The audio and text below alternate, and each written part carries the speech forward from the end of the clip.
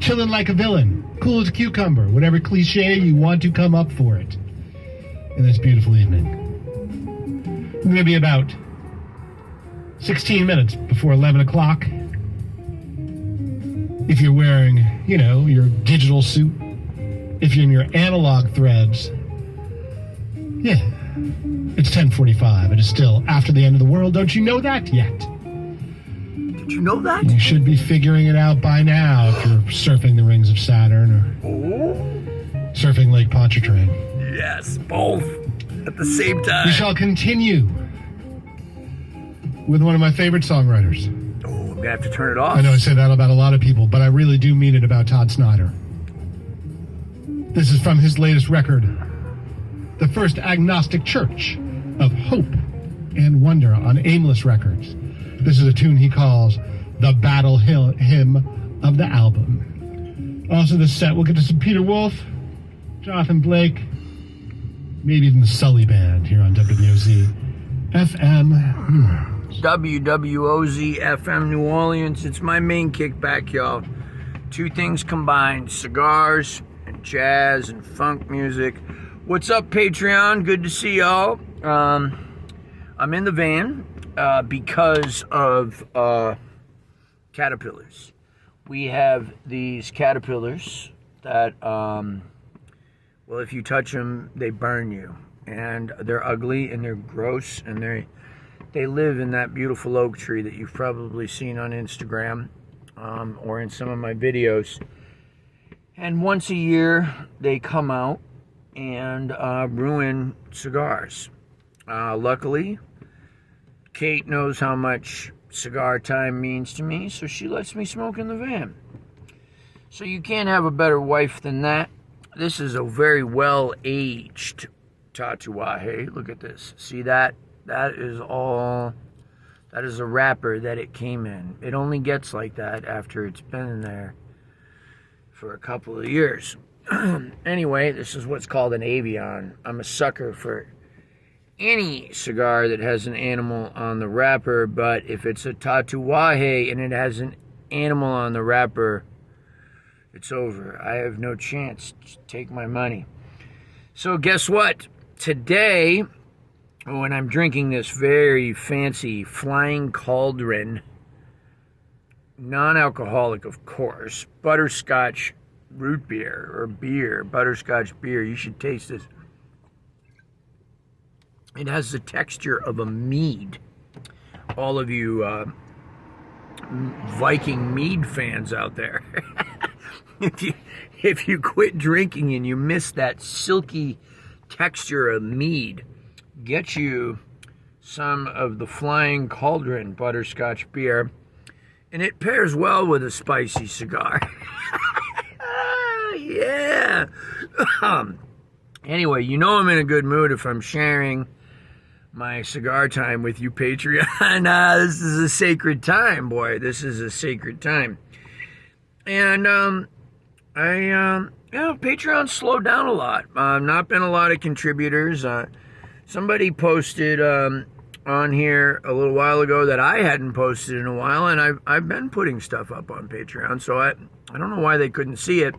And then I went back to try to send them my latest video, which was just, a little while ago, the long vlog that I did with a little lesson in it, and I couldn't find the comment again. So I don't know if they deleted it. But I get a lot of mixed messages here, if you guys haven't noticed.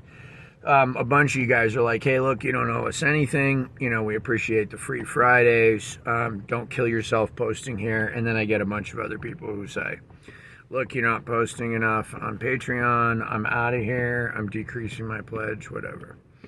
Look, guys, it's okay either way. It's okay. I'm in it for the long haul, baby. I have faith and I have trust that it's going to be okay. And it's going to work out. And part of the reason it's okay is that so many of you guys are making it okay. So anyway, I'm going to tell you guys a story at the risk of ruining this cigar, right? But I don't think we can ruin this cigar because it's that good. Look at that band. Get the texture on every wing, every feather on the wing has a little texture to it. Anyway, a fine cigar. Let's start. Harrison Harmonicas.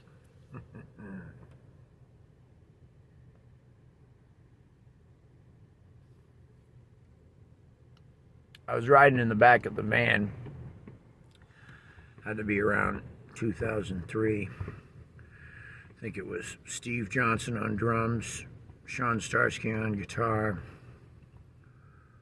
probably Slim Lewis on bass, might have been Todd Edmonds, he might have been in, maybe it was 2004. And I got a phone call from this guy, Brad Harrison, and I had heard about this guy before. He customized harmonicas, and he had had a drug problem, and had not sent, this is way before Harrison Harmonicas, this is 2004, just custom harmonicas. He had not sent some of the harmonicas to people, including a couple of friends of mine, and they were still pissed.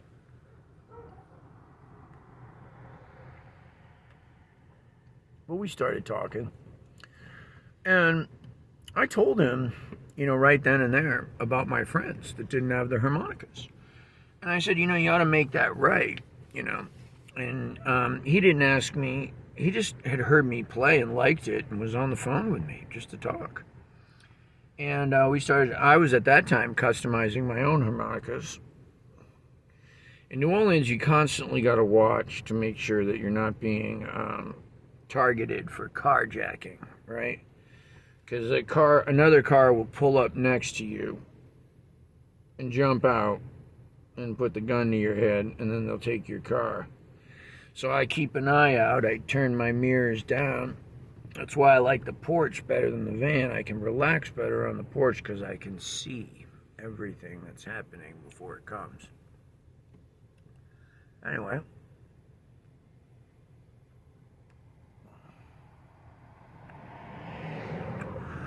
So we started talking about customizing harmonicas. And, we had a lot in common. And he was very interesting. And he had told me that he was Falisco's first student. And that before Richard Slay, before Jimmy Gordon, and that I'm just passing on what was told to me. Don't badger the witness, monsieur. Okay, I'm just relaying the story. And he said that Joe asked him for a commission off of every harmonica that he sold. But the problem was, he said that he was doing things to harmonicas that Joe wasn't doing. And that he didn't learn from Joe. And why should he commission him? Why should he commission Joe on those things that were completely different? And furthermore, he said Joe was taking his ideas. And so he had left. And one thing that wasn't an argument ever was that Brad Harrison made good custom harmonicas. Nobody doubted that. Michael Peliquin, there were lots of players that had those and loved them. Out of Chicago.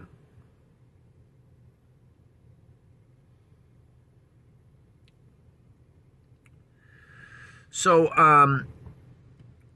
anyway, he asked me, well, who are you with right now? And I said I think at the time I was with Hohner. I was playing Hohner Golden Melodies at that point. And I was customizing them myself. And I had probably I had like maybe one or two Joe Spires harmonicas, but mostly all my own work. Might have even been before I had any Joe harmonicas. And then he said, well, look, I'm working with Suzuki. I'm going to go over there and we're going to design new reeds for Suzuki. Because the old Suzuki reeds didn't overblow well because they were too wide. And they have to be long and thin to be ideal for overblowing. And Hohner reeds were just that. And so, yeah. So he said, look, I'm gonna design a whole new reed for Suzuki. And you should come to Suzuki and you can be on Suzuki because I'm gonna be designing the reeds. and they're going to be incredible. And he said, you know, you're hot shit, because back then, I mean, well, not quite yet then, but like by 2010, in 2010, I was way more popular than I am now. My stock is plummeted. But I'm happier. But he said, you should come on board and be part of the team. So I did. I left. I actually, you know, this is over a few conversations Brad and I had, and we met, and we got along. And he made it right with a couple of my friends. He sent the harmonicas that he owed them to them. And of course, that went a long way with me. And, you know, I don't know if they forgave him or not, but they were happy to get the harmonicas, even if it was 5 or 6 years later. And we became friends, and we talked all the time. There was a couple of shady things that happened along the way that maybe should have got my attention. I would send Brad harmonicas all the time, and he would say, like, oh, you know, like, send me your work. He used to say, let me take a look at your lines, because he'd want to see the, you know, the impressions that I left on the reeds from tuning and from embossing and stuff like that. And I would send him harmonicas, and sometimes he'd fix them for me, and then he would write me back little reviews, you know, on email or on a piece of paper, and put it in the box. Well, one time I sent him a whole box of harmonicas to fix, to pay to fix, and a shoebox, and he lost the whole box, which I thought was weird. How do you lose a whole shoebox full of harmonicas? But I didn't care. I kind of loved him. We were really tight. And things didn't work out over at Suzuki. He described it as he went in there and he came out, you know, he went over to Japan and told them his ideas, and he said they wined and dined him and bought him a steak dinner and wine. And they, you know, got him talking about harmonicas, and that he just realized he was sitting in a room full of lawyers, and they were taking notes. Well, I'll tell you what, sure enough, about a year after that, after I had left Hohner, and Suzuki was, you know, working with Brad and had approached me and said, hey, listen, do you want to come? My God, I guess this is, what year was this? Jeez, I don't know. Anyway, that's terrible. I could go find out, right? But anyway, they said they wined and dined me. They brought me to the steakhouse and got me shrimp and surf and turf and everything. I didn't drink at the time, and I don't drink now, but I didn't drink then either. And you know, they put a harmonica in my lap. And they said, Jason, this has the longer reeds. So now, at this time, Brad Harrison had said that Suzuki stole his reed profile. So he was doing something, I think it was the same as the Mittinger profile. It was like the old Hohner reed that only has one side beveled instead of like a double knife edge. So I know way too much about harmonica, guys. I think it was called the Mittinger profile. So he had Brad had come up with this idea that was slightly different than Hohner, but it was basically based on an old school Hohner reed.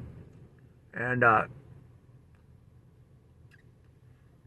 sure enough, after dinner I took that harmonica back, and they had stolen that reed design. It was absolutely exactly that.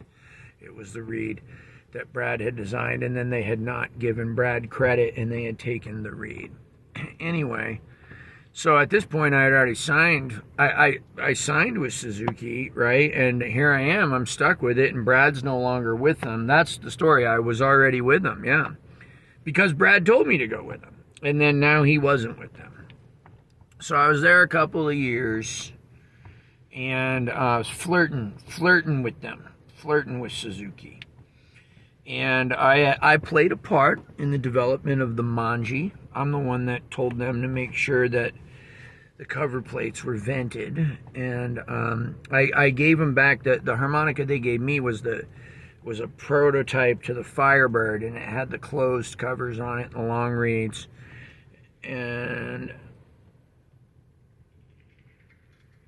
all right, just had to be careful. A little bit of creeping bike action, very suspicious there.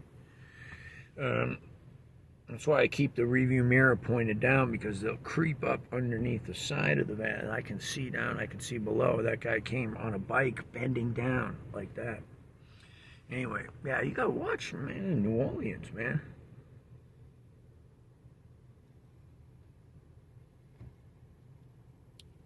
One minute you're breathing smoke like a luxury dragon. The next minute you're pushing up snapdragons. Anyway, so I was with Suzuki a while, and then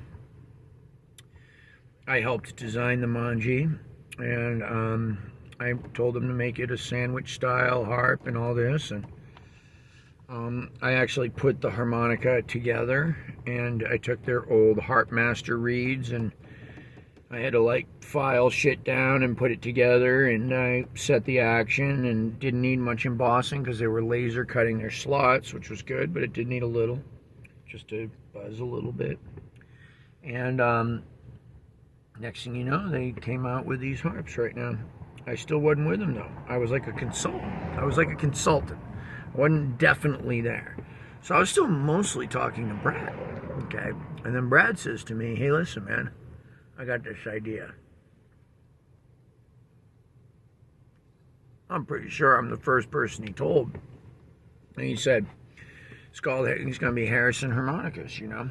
And what do you think about, like, trying to make the first in a long time, like, there was only one other United States company that ever produced harmonicas. I forget what they were called.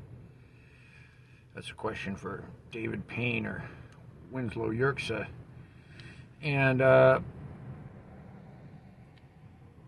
yep, band's coming off. It's that good. And,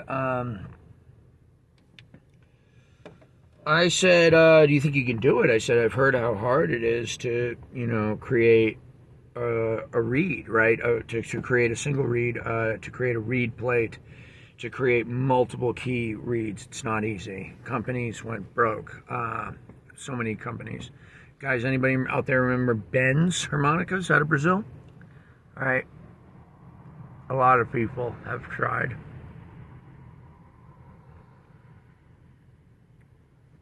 And a lot of people have failed. And but most people know not to try to get into it. But Brad, if anybody could do it, it was Brad.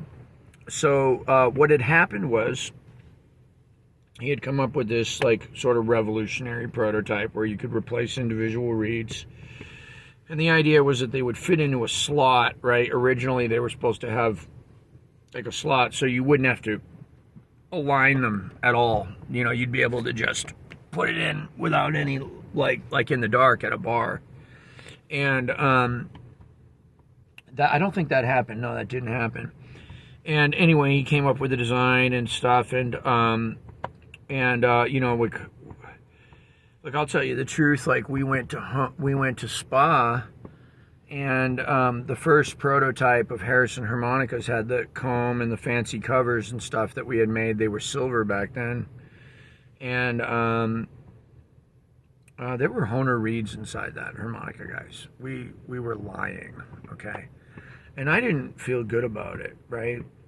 And, you know, I wasn't like under any kind of duress, guys, but, you know, Brad, I did bring it up with Brad, and I did let him know that I didn't feel good about it. And he told me, well, man, you know, this is how we're going to make the money to make the real ones. And ours are going to be better than this one. But we had one out there, and you'd spray alcohol on it, and you try it. So there's something nobody knows. Okay? And I told you about some red flags. You know, the shoebox missing. The people in the beginning who didn't have their regular custom harmonicas from Brad. And then this, okay? So there's three right there. but they were little. They were little ones. It felt little. And Brad was such a good guy, you guys. I mean, he is. He is a good guy. And his heart was in the right place. He really wanted to do this. And there was no fucking Ponzi scheme, guys. None. Okay? None of that. So, anyway, he wins a grant. He beats out all these people that had like new designs for like pacemaker parts and shit like that. And he gets like, out of the grant, he gets some money, and he also gets access to this place called Giger Labs in Rockford, Illinois. So Giger Labs was the only place in the world that had what was called, at the time, a stereolithograph machine. So anybody out there know what that is? Well, it was the first 3D printer. And we could design all the combs and covers we wanted and see what they would look like. Well, there was another machine in there that was even more important, and it could design small metal parts. So we could make reed profiles, and this machine would spit them out, and then we could bolt them into the harmonica, try them, and if we didn't like it, we could change one little thing, one little angle, one little bevel. We ordered pre-war brass with the lead in it, like the old school marine bands with the star, and we had it milled vertically, which story has it that companies were doing that long ago. Well, that's actually true. That's not a story. Companies were doing that long ago, and Hohner bought them out. And this is why this is on my Patreon, nowhere else. Hohner bought them out and stopped the vertical milling because reeds didn't go bad. Okay, those are the kind of reeds that we were making. Those are the kind of reeds that are in Harrison harmonicas. So it didn't just look nice, okay? But Brad couldn't mass produce them. He couldn't, and he thought he could. He really did, guys. He really thought he could. There was no scam here, guys. And what happened was, he got two keys together, a C and a B flat. I think that's it. I only ever had one. I had the first one ever made. It was like 00001. And it was given to me by Brad. It was his. And I ended up selling it for dope to Ken Mergentime, Mojo Red, out in Colorado. I think for $350 in 2010. Yeah, something like that. That's who has the first Harrison harmonica ever. Whatever that's worth. No. But anyway. They were good harps. They were big, though. And the big problem was that a lot of people had ordered them. And Brad couldn't get them out. And he had hired David Payne to go over there. Speaking of David Payne uprooted, moved to West Virginia. I was flying from Nashville up to Chicago. We shot a commercial. I don't know if it's still on YouTube. It was on YouTube. We shot a commercial right outside of Chess Studios. A couple commercials. That was the time I got to see Chess. Brad took me there, walked me around, and he knew the guys. And he really thought he was going to get these harmonicas out. But, if the closest thing you could say to a Ponzi scheme is he just really believed that if he got more money, he'd get it together and they would all get out, right? So it wasn't really a Ponzi scheme. It was more like this. It was more like, say you gave me $100 and you said, hey, Jay, I need you to buy me a steak dinner, right? And let's say, or steak and shrimp dinner. So let's say I go to the casino and I'm walking down to the restaurant and I go through the casino and I go and I order the steak dinner, but I don't order the shrimp. And then I take the shrimp money and I go over to the poker table and I start winning. And then I think, oh, well, shit, I can get myself a shrimp dinner too. Let me throw one more hand, but then I lose it.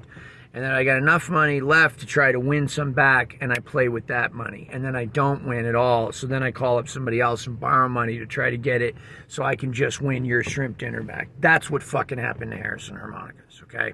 No Ponzi scheme, sorry. Nothing interesting, just sad, bad management, risk-taking. The guy tried. I don't know what happened. Now, listen, I saw it coming before that even happened. Here was the deal. I was in, like, Hungary, right? Or Poland. I think I was Warsaw, Poland. And this, like, 6'8", like, logging Viking guy came up to me and was like, "That's my harmonica." This is like a year before the shit I'm telling you. And I didn't even have any Harrison harmonicas. I didn't even have one yet.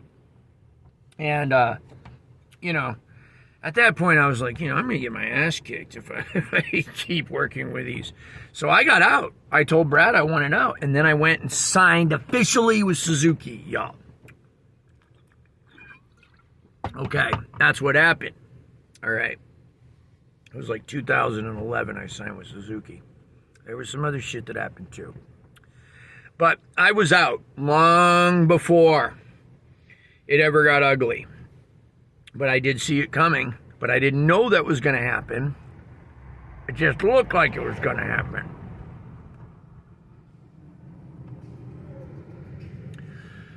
As far as I understand, there were 2,000 Harrison harmonicas shipped, and there were 4,000 ordered. So half or over half never went out. And at 300, what were they, guys? I don't remember. Were they, I mean, I resold mine for $350. What were they, $250 or $3 each? Whatever it was a lot of money, and a lot of people didn't get their harps, and I feel bad for every one of them.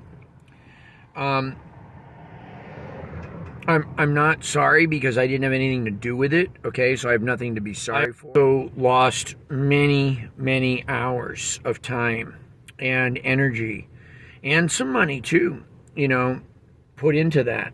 And I am sorry to people that didn't get harmonicas, and I guess I'm sorry that I attached my name to it, but guys, I didn't know. I did not know. I believed it was going to work. And it did work. We got the harmonicas out. We just didn't get enough of them. He didn't get enough of them.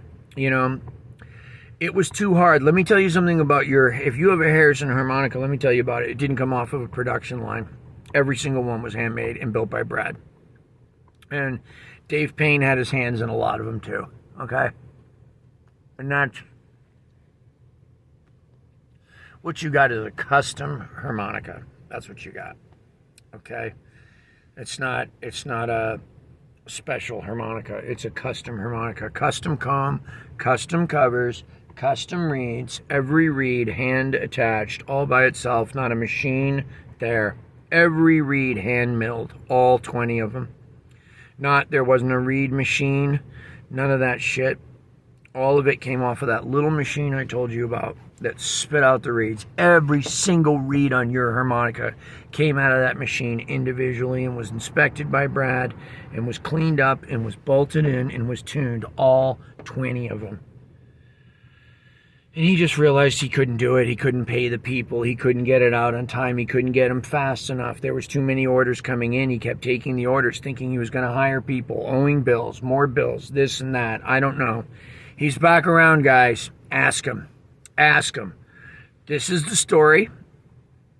I'll probably send a link to this to Brad. I haven't talked to him. Since 2009. Okay? Last time I talked to him, about a year and a half, 2 years before this went down, 2008 maybe? Okay? I don't remember. For a minute. I saw somewhere he's pushing some amp company. Anyway, that's the story of Harrison Harmonicas, guys. The last American harmonica company. And Brad Harrison, who I believe overall is a good person, made some mistakes. Unfortunately, I don't know, there was never any lawsuit, nothing. He kind of got away with it. And I think he lives out in California now. I heard a rumor recently that he's going to try to start it again. I don't know if that's a good idea. Anyway, you won't see Jason playing Harrison harmonicas. Whoa, that was close. Anyway, love you, Patreon. There's the real story. There goes that bike. Different guy, though. All right. That's the real story. That's exactly what happened chronologically right up until the shit went down, guys. You're not going to read that on Facebook, and you won't see it on YouTube. And it's right here on Patreon, and it's for the history books, you know. Right? Love y'all. Be good, right? Tomorrow, today, whatever day it is, whatever day it's going into, is going to be a great day. It's going to be a great day. All we have to do is trust. And I'll tell you what I got to do. I got to get out of the way.